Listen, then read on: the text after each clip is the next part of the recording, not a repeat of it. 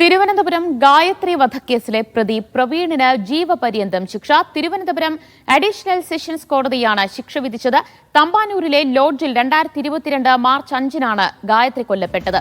വിധിയിൽ സന്തോഷമുണ്ടെന്ന് ഗായത്രിയുടെ കുടുംബം പ്രതികരിച്ചു. ദൃക്സാക്ഷിയില്ലാത്ത കേസിൽ ശാസ്ത്രീയ തെളിവുകളുടെ അടിസ്ഥാനത്തിലാണ് പോലീസ് അന്വേഷണം നടത്തിയതെന്ന് അന്വേഷണ ഉദ്യോഗസ്ഥൻ പറഞ്ഞു. സന്തോഷം. ഏകദേശം 3.5 വർഷമായി ചേച്ചി മരിച്ചിട്ട്. അപ്പോൾ ഇത്രയും പെട്ടെന്ന് എനിക്ക് തോന്നുന്നു നമ്മൾ ഹൈക്കോർട്ടിലൊക്കെ പോയതിൻ്റെ ഭാഗമായിട്ട് ഇത്രയും പെട്ടെന്ന് വിധി വന്നു.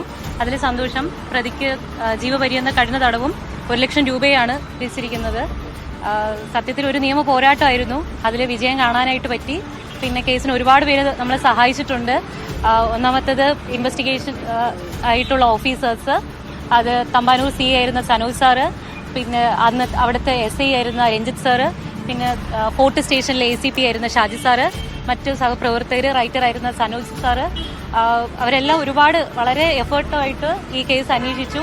തമ്പാനൂർ പോലൊരു സ്ഥലത്ത് ഇത്തരത്തിലൊരു കുറ്റകൃത്യം നടന്നപ്പോൾ ആ കുറ്റകൃത്യത്തിൽ ഉൾപ്പെട്ട പ്രതിക്ക് മാക്സിമം ശിക്ഷ വാങ്ങിച്ചു കൊടുക്കണമെന്നുള്ളത് ഒരു വലിയ ലക്ഷ്യമായിരുന്നു. അത് നമ്മുടെ സീനിയർ ഓഫീസേഴ്സ്, അന്നത്തെ IG ആയിരുന്ന കമ്മീഷണറായിരുന്ന സ്പർജൻ കുമാർ സാർ IPS, അതുപോലെ അങ്കിത് അശോകൻ സാർ DCP ആയിരുന്ന സാറിൻ്റെയൊക്കെ ഒരു സൂപ്പർവിഷൻ, അതുപോലെ ഇപ്പോഴത്തെ കമ്മീഷണറും DCPമാരും ഒക്കെ ഈ കേസ് വളരെ കാര്യമായിട്ട് സൂപ്പർവൈസ് ചെയ്തു, ട്രയൽ മോണിറ്റർ ചെയ്തു.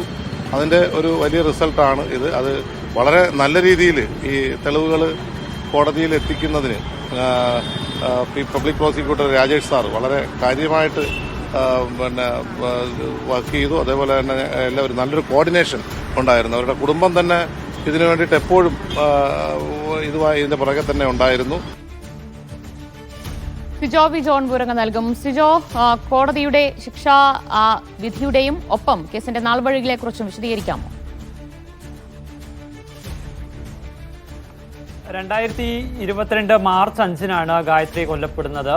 അവിടെ തമ്പാനൂരിലോ ഒരു ഹോട്ടലിൽ, ഒരു ലോഡ്ജിൽ, ഒരു മുറിയിൽ മരിച്ച നിലയിൽ കണ്ടെത്തുകയായിരുന്നു. ഇവരെ കൊലപ്പെടുത്തിയത് സുഹൃത്തു കൂടിയായ പ്രവീണാണ്.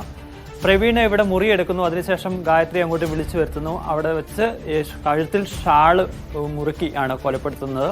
അതിനുശേഷം ഇതൊരു ആത്മഹത്യയാണെന്ന് വരുത്തി തീർക്കാനുള്ള ശ്രമവും പ്രവീണിന്റെ ഭാഗത്തുനിന്ന് ഉണ്ടായിരുന്നു. ഇവർ കൊലപ്പെടുത്താൻ കാരണമായി പറയപ്പെടുന്നത് ഈ പ്രവീൺ നേരത്തെ ഒരു വിവാഹം കഴിച്ചതായിരുന്നു, 2 കുട്ടികളുമുണ്ട്. ഈ കാര്യം മറച്ചു വെച്ചുകൊണ്ടാണ് ഗായത്രിയെ വിവാഹം കഴിക്കുന്നത്. അത് പിന്നീട് ഇവിടെ ആദ്യ ഭാര്യ അറിയുന്നു. ഈ ഗായത്രി ജോലി ചെയ്യുന്ന സ്ഥലത്തെത്തി അവിടെ ബഹളം വയ്ക്കുന്നു. അതിനെ തുടർന്ന് ഇവർ തമ്മിൽ പ്രശ്നങ്ങളാവുന്നു. ഇവിടെ ഈ ഗായത്രിയെ ഒഴിവാക്കാനുള്ള ശ്രമം പിന്നീട് പ്രവീണിന്റെ ഭാഗത്തു നിന്നുണ്ടാവുന്നു. അങ്ങനെയാണ് ഈ ഹോട്ടൽ മുറിയിലേക്ക് വിളിച്ചു വരുത്തുകയും കൊല നടത്തുകയും ചെയ്തിരിക്കുന്നത്. ഈ കേസിൽ ദൃക്സാക്ഷികൾ ഉണ്ടായിരുന്നില്ല. സാഹചര്യ തെളിവുകളും അതോടൊപ്പം തന്നെ ഇയാളുടെ വിരൽ അടയാളമൊക്കെ പരിശോധിച്ച്, ഈ മുറിയിൽ നിന്ന് വിരലടയാളമൊക്കെ കണ്ടെത്തിയിരുന്നു. അത്തരം കാര്യങ്ങളൊക്കെ പരിശോധിച്ചാണ് ഇതിൽ കോടതി കുറ്റക്കാരനാണെന്ന് കണ്ടെത്തിയിരിക്കുന്നത്. അങ്ങനെ ആത്മഹത്യ ചെയ്യുകയാണെന്നുണ്ടെങ്കിൽ കഴുത്തിൽ അങ്ങനെ അത്തരത്തിലുള്ള ഒരു മുറിവ്, ആത്മഹത്യ ചെയ്യുന്ന ഒരു സാഹചര്യത്തിൽ അത്തരത്തിൽ മുറിവുകൾ ഉണ്ടാവില്ല എന്നുള്ളൊരു കാര്യം ഫോറൻസിക്കിന്റെ കണ്ടെത്തലും ഇതിൽ നിർണായകമാവുകയും ചെയ്തു. എന്തായാലും അവരുടെ കുടുംബം ഇതിനായി നിലനിന്നിരുന്നു. അതോടൊപ്പം തന്നെ അന്വേഷണ ഉദ്യോഗസ്ഥരുടെയും പ്രോസിക്യൂട്ടറുടെയും ഒക്കെ നിലപാടുകളും അതോടൊപ്പം തന്നെ അവരുടെയൊക്കെ ഒരു മികവും, പോലീസ് അന്വേഷണ ഉദ്യോഗസ്ഥരുടെ മികവും അവർ പ്രോസിക്യൂട്ടർക്ക് മികച്ച രീതിയിലുള്ള ഒരു പ്രവർത്തനം തന്നെയാണ് ഇത്തരത്തിൽ ഒരു ജീവപര്യന്തം ശിക്ഷയിലേക്ക് എത്തിച്ചിരിക്കുന്നത്. ഈ വിധിയിൽ സന്തോഷമുണ്ടെന്നാണ് ഗായത്രിയുടെ കുടുംബം പ്രതികരിക്കുന്നത്. 2022-ലാണ് ഗായത്രി കൊല്ലപ്പെടുന്നത്. അതിന് പിന്നാലെ നടത്തിയ അന്വേഷണത്തിലാണ് പ്രതി പിടികൂടുകയും കോടതിയിൽ വിചാരണയ്ക്ക് ശേഷം ഇപ്പോൾ പ്രവീണിന് ജീവപര്യന്തം ശിക്ഷ വിധിക്കുകയും ചെയ്തത്. സിജോ വി ജോണാണ് വിവരങ്ങൾ നൽകിയത്.